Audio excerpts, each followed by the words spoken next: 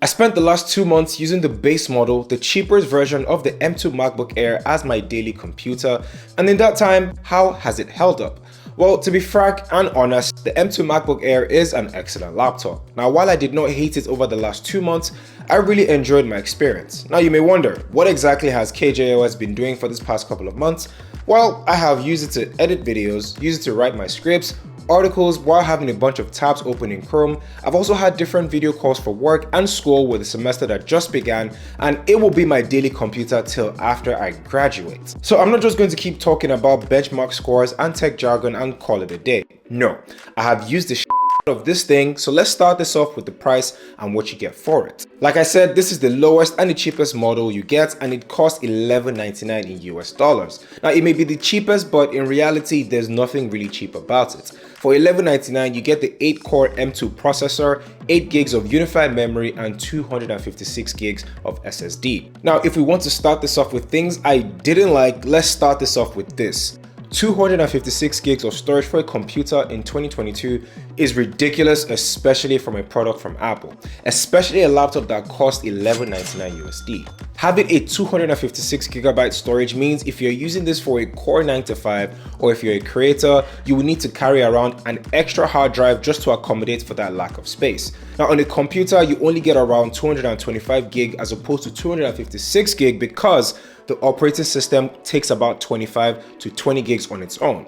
Crazy part is, if you want to bump this up to 512 on the M2 MacBook Air, it's about $200 more expensive, which begs the question, why spend so much money on this laptop at all? Anyway, let's move on to things that I actually liked. Now, when it comes to speed and workflow, the M2 MacBook Air is really fast, and I'm not just talking about benchmark scores. I'm talking about using it in my everyday workflow, video calling, editing videos, and just being productive during my work hours. Everything feels snappy, and that's due to the updated M2 chip.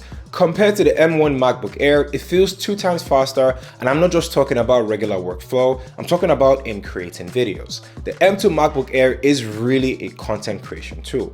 It is quiet, does not require you to be near an outlet with its outstanding battery life. Now, something that gets lost in this computer overheats and throttles comments within the initial release, they forget to mention how well optimized this computer is. And this is year 2 into the Apple Silicon transition, and a lot of programs have already come over to the ecosystem that the laptop Apple creates don't need to work so hard for tasks to get done.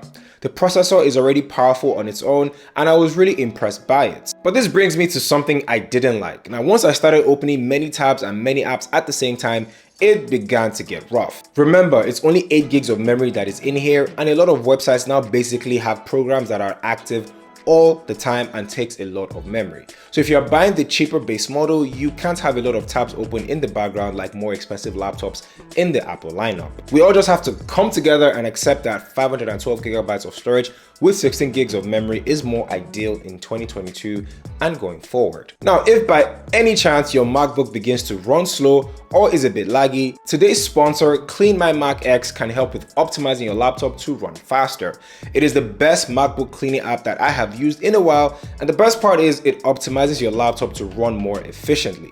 Literally, it is a lifesaver because as a content creator, I have so many unwanted files that have piled up over the last couple of months because I am too lazy to delete them. So Clean My Mac X does all that for me, as well as deleting malware, uninstalling unused apps at my discretion, of course, and making my laptop faster, safer, and more organized. You can download it directly from the Apple App Store, or you can go to the MacPaw website to get one. Now, if you're interested in using Clean My Mac X, you can click on the link in my description right below right now to get started. Don't say I didn't do anything for you guys. The next thing I really liked about the laptop is the new body and form factor of the M2 MacBook Air. It is hard to deny that this is a premium laptop.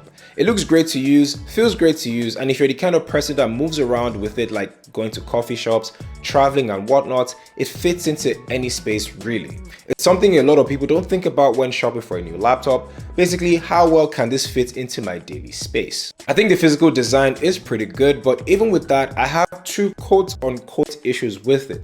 One, this laptop is a smudge magnet. Most of the time, I find myself using a microfiber cloth to get the smudges off every couple of minutes, and it's pretty crazy. Now, while I initially had the gray one and it minimized how it looked when it came to smudges, I would say the Starlight color is the best color at masking all the smudges. Second issue I have is, and I mentioned this in my initial review, is the Thunderbolt 3 ports. I'm not sure why, but this only comes with a Thunderbolt 3 port, while the Pro laptops have Thunderbolt 4.